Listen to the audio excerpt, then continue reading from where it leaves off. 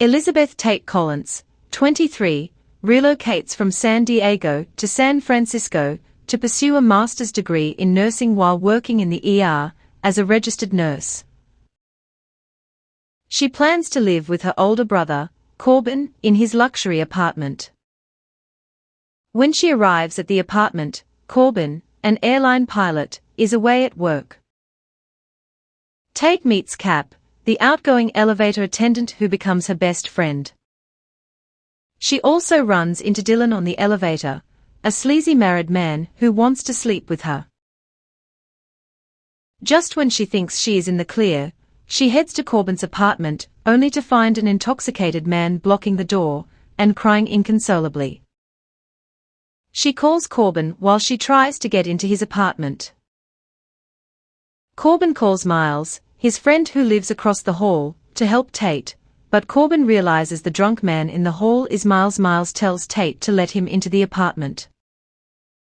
Corbin is usually overprotective of his sister, so Tate knows Corbin must trust this man. Tate helps Miles into the apartment, as he's drunkenly weeping and saying the name Rachel. She finally goes to bed. When Tate wakes up the next morning, Miles confronts her. He's angry and wants to know what happened between them. He's afraid they hooked up. Corbin comes home, and Tate assures Miles that nothing happened, so he should try being nicer to her. Corbin and Miles help Tate move her belongings into the apartment. Miles reintroduces himself to Tate so that they can start afresh, but he doesn't talk to her much while they are moving her things. Miles joins Tate and Corbin for Thanksgiving at their family home, and Miles cuts his hand on the ladder while Corbin is hanging lights. Tate stitches his hand for him, and Miles kisses her. He immediately tells her not to let him do it again. Late at night, they both find their way to the kitchen and work out their sexual tension by coming to an agreement. They'll sleep together, but Tate can't expect to learn about Miles's past or have a future with him. Tate wants to set her own rule as well, but can't think of one to counter. She accepts his proposal. Tate and Miles act like a teen couple, sneaking around to have sex. However, after each intimate encounter, Miles kicks her out of his apartment. When Miles is away working, he doesn't text or call Tate at all. As their relationship progresses, or rather, falls into a pattern of intense physical chemistry, lots of sex, and then heartache, Hoover shows Miles's point of view 6 years in the past. During his senior year of high school, Miles is instructed to help a new girl, Rachel from Phoenix, find Mr. Clayton's English class. Miles sees Rachel with her beautiful hair and eyes. He instantly falls in love with her and texts Ian that she's going to have his children. In an unfortunate twist, Miles and Rachel find out their parents are planning to marry each other. Miles thinks that his dad was cheating on his dying mother with Lisa, Rachel's mom, on his business trips to Arizona. Miles's dad later reveals that he and Miles's mom had planned to divorce long before he started seeing Lisa. However, when Miles's mom got sick, he wanted to stay by her side. Rachel and Miles pursue a relationship together with careful rules to avoid getting caught by their parents. They also agree not to have sex, but they do, and Rachel gets pregnant. Miles and Rachel wait until after graduation to tell their parents the news. Although their parents are furious, Miles disregards them and stays with Rachel. He applies for family housing at the university Rachel wants to attend, and they get approved. Rachel has the baby boy, named Clayton after their English teacher, and Miles is happier than ever. His dad tells him he's proud of Miles and that his mom would be too. On the drive home from the hospital, light gets in Miles's eyes, and the car ends up in a lake. Miles only has time to save either Rachel or the baby. Rachel wants him to save Clayton, but Miles saves her instead. She is furious, and they are both grief-stricken at the loss of their child. They try to be together through the sadness and pain, but Rachel soon leaves Miles with only a note explaining that she can't be with him anymore because it's too painful.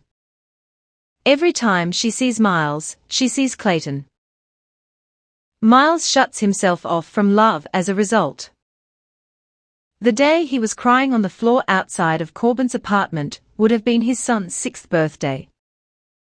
Tate can sense that Miles is a good person with a painful history, but he refuses to talk about his past. She feels especially wounded the night they have unprotected sex, and afterwards, he slams the door and leaves her alone without explanation. Miles is upset because when he had unprotected sex Rachel, she got pregnant. Despite their on and off again dynamic throughout the novel, Miles acts very much like an overprotective boyfriend. After Tate and Miles's dramatic unprotected sex scene, they don't talk for a while. When Miles sees Tate studying with one of her male nursing friends, Miles barges into Tate's apartment and demands to know if she's sleeping with him.